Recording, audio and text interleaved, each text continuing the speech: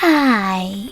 In front of me is POCO X5 Pro, and today I would like to show you how you can switch on or off location of this device.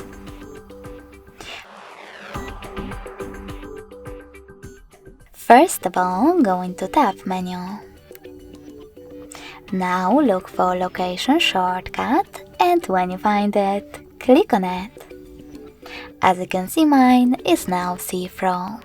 That means that location is disabled, but you can always enable it by tapping on the same shortcut again.